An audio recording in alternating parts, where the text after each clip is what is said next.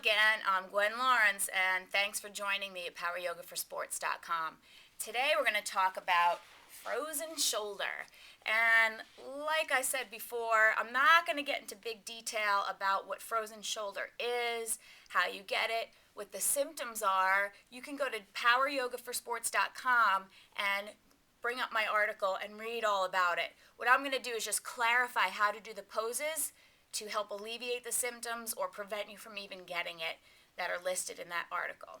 There's a lot of them, so what I want you to do is not get overwhelmed and think, oh my God, I got to do 12, 15 poses a day for this. It's too overwhelming. I can't do it. You can try to do all of them if you want. You can pick and choose and do 3 different ones every day so you can knock down the time a little bit. But I'm giving you all these choices so that you can open up the shoulder in all different directions. All right, so let's get started. Very easy first. You're going to come to seated. Easy cross leg. Again, not always easy for some people. I shouldn't say that. But if it's not, and if you find yourself looking a little bit more like this, then maybe you want to sit on a yoga block or a bunch of pillows or rolled up blanket. Because if your hips are higher than your heels, it's going to be easier for you to get that length in your spine. You want that length in your spine because we're warming up the spine initially. We want to build strength in the front and back of the spine to protect the shoulder, and you can't get the best twist if you're all hunched over. Okay, so you're going to come here, you're going to take a deep breath in, you're going to bring the arms down to a 90-degree angle, and you're just going to twist. That's it. You might get a couple of nice back cracks. That's all there is to it. Elbows as high as the shoulder, lower arm extends from the elbow, fingers pop. Okay, you could do it with your eyes closed. If you don't get dizzy, you could spot ahead. You want to get deeper and deeper. You want to do this from 1 to 3 minutes to warm up the spine and just sync the breath with your movement. The next one in the same position is arm ups. We're also warming up the shoulder in a different angle. And let me just make a quick comment that if you already have frozen shoulder, some of these might be difficult for you. So you're going to have to make adjustments accordingly. And the more you do it, the closer you're going to come to looking like the final product. So maybe in the beginning, you have to twist like this if you're in the middle of an acute stage of frozen shoulder. Or maybe you have to be out here like that. Just make, minor changes to adjust to how you're feeling until you can improve and be doing full expression of the pose. Next one is arms are down by your side. Again, we're trying to link the breath with the movement, warming up that shoulder girdle. Okay? Shoulder joint, shoulder girdle. Arms are down. You're going to take a deep breath in. Arms are going to come up. Palms face up, arms come down, palms face down. Continue like that. You can go with a quick breath. Hear my shoulder cracking, needs a little warming up. Or you can go very slow and deliberate. It's up to you. Okay? So again, 1 to 3 minutes of that though. We want to make sure you're really warmed up, building strength in that spine. Okay, and the last one of these warm-ups is opposite arm, opposite leg. So we're going to get a little hip in there too. It's just a bonus. Everybody could use a little hamstring opening, I think. So you're going to lay down onto your back, arms are overhead, palms stretch out, relax your head, and you're going to come up. Left leg, right arm, release it, right leg, left arm, release, and continue like that. I want you to press your lower back into the ground so you're engaging your abdominals. Arms are completely over your head. Big range of motion. Relax your head. Don't lift your head up. In a perfect world, our fingertips are touching our toe tips. That might not happen for years, okay? So don't worry about it. You might be just able to touch your kneecaps. And yes, your arms are long enough, okay? It's just that you have to open up your hamstrings more. All right? So opposite arm, opposite leg. 1 to 3 minutes, syncing the breath with the movement. The breath will just happen as long as you're noticing it and you're not holding it. And that also is going to warm up the shoulder. And again, instead of your arms being straight up to the sky, if you're in an acute stage, maybe you're going to bring yourself out like this a little bit more. Or maybe you're just going to have to go a little bit with bent elbows until you're a little bit more open and able to do the exercise as it's intended. All right, so now we're going to move to the wrists.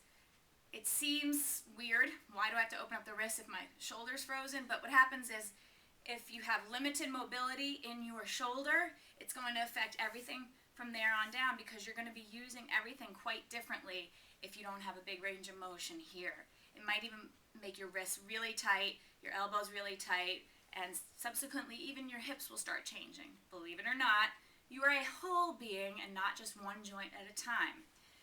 So we're going to open up the wrists. You're going to come into table pose, which is onto your hands and knees. All right? Hands are shoulder width apart, palms flat, fingers spread. You've heard it before. You will hear it again from me. Equal space between each finger. And some of you are going to have an even hard enough time being here. Right? You want to make sure you're not hyperextending the elbow, which would look more like this. You don't want to do that. You want a nice neutral elbow. And 90-degree angle in your wrist joint. Push the floor away. You could stay here. If you can, I want you to turn your wrists out side to side.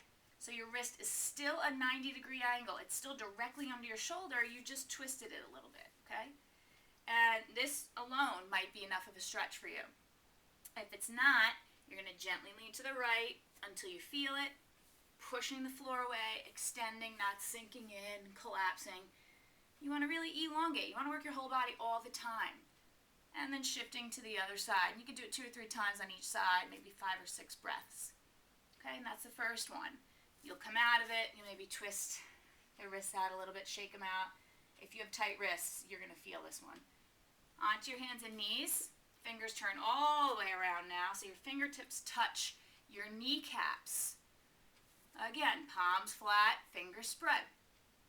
This might be enough of a stretch for you, not sinking in, collapsing, extending, being nice and long. If you can go a little bit deeper here, walk your wrists out little by little until they're right under your shoulders in 90 degrees.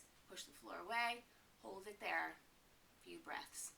You're going to feel it's going to open up the whole not only the wrist joint, not only the bottom of the hand, the palm of the hand and the fingers, but you're going to feel it in the forearms too. It's really, this really nice itchy stretch. Okay? Again, don't get overwhelmed. Oh my God, I gotta do all these poses. 1, 2, 3 a day is amazing, is great, and in time you'll feel better and better. Frozen shoulder does take a little while to heal. So don't think 2 weeks you're going to be good. It could take a good 6 months of hard work, okay? So onto your hands and knees. And hands are shoulder width apart, palms flat, fingers spread. Tuck your toes under, feet parallel, hips width apart. Downward facing dog again. Press it up. Most common pose, I think everybody's heard of downward dog. This time, instead of focusing on the lower body, we're pushing the floor away. And we're focusing on opening the whole arm and the whole shoulder joint. So you can rock from left to right. You can bend the knees and press and bend and press and feel that nice opening. Stage 2 of this is to come onto your hands and knees. It's called dolphin pose. Measure out your elbows, wrap your fingers around your elbows. Bring your hands into a loose grip. I see too many white knuckles doing this. So your arms, your forearms will look like a triangle. And then come up into a downward dog. This is called dolphin pose. So now you don't have the leverage and the length of your arms. Now you're just working the arms from the elbow up, the shoulder from the elbow up, and it really gets into that joint deep. If you're in an acute stage of frozen shoulder, this might be a little difficult for you. Take your time, do a couple of the other poses. When you start to feel a little bit better, maybe you can try dolphin pose. Okay? Now, the good stuff. You're going to sit. You can sit in easy cross leg again, on a block or on a towel. And all you're going to do is bring your arms behind you and grab opposite elbow. Seems easy enough, but again, it's a little bit of a difficult move. You want to wrap the fingers around your elbows as best you can. In the beginning, you might only be able to grab wrists. That's fine. From the back, that's what we look like. And it's very subtle. You're going to set a timer, maybe sit in front of a clock, and do this pose for 1 to 3 minutes where you're just looking at the shoulders, bringing them up, rolling them back, dropping them down, and really trying to open the front of the shoulder, the anterior deltoid, right? And if you want, you can switch your grip and do it for another 1 to 3 minutes. Okay? Chances are you don't have frozen shoulder on both sides at the same time, but you want to treat both shoulders the same so that you don't end up getting it in the good shoulder down the road. Okay? Then let it go. Coming out of it could be a little bit taxing, a little bit difficult. Now you're going to take a strap, exercise band, jump rope, piece of rope, anything you can, towel. You're going to put it in your right hand. You're going to bring the arm up to the sky behind your back. So this is arms associated with the pose, happy cow. So if you hear happy cow arms, this is what they're talking about. Left arm's going to come around and up and grabs the strap. So from behind, it looks like this. Eventually, you want to be able to grip.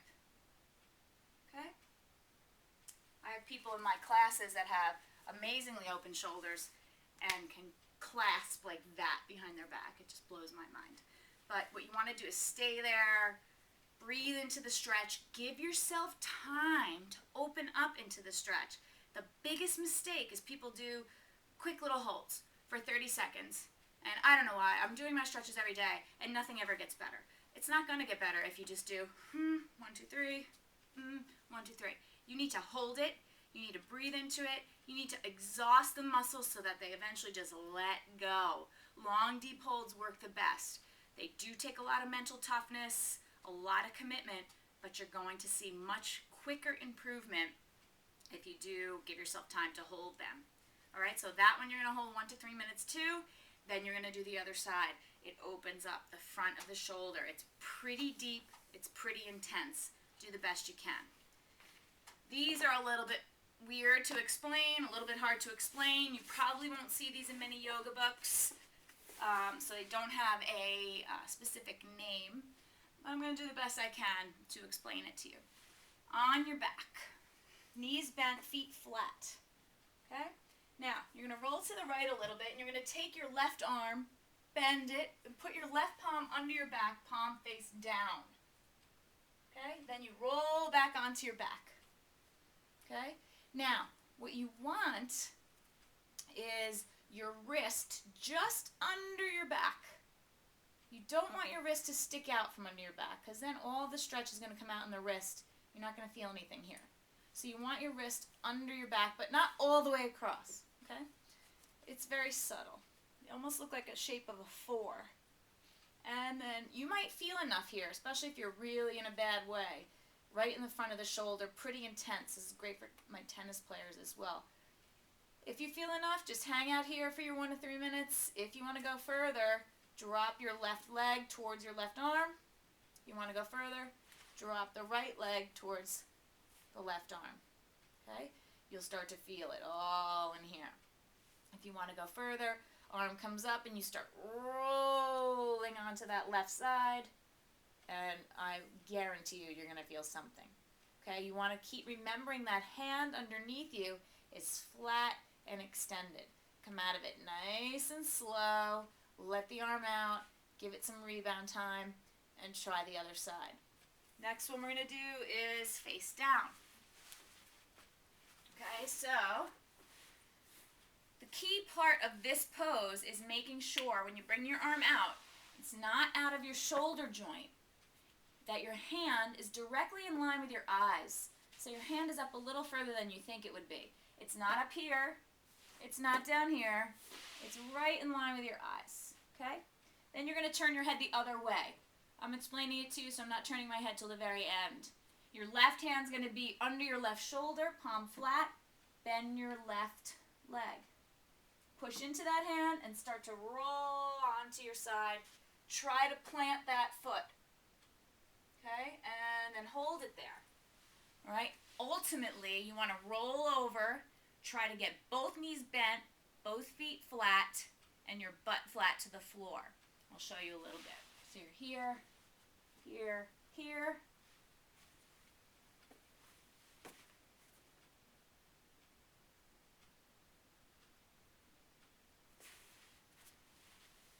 And then come out. And that's it. So again, pick 2 or 3 to do a day. Do them all if you can, if you have time, and watch your shoulder open. Do it before you get frozen shoulder. Okay, every athlete I know could benefit from opening the shoulders and having more range of motion there. It frees up the neck. It helps open the back. Just give it a try. They're very fun. Thanks for joining us. And again, if you want to read the article, go to poweryogaforsports.com.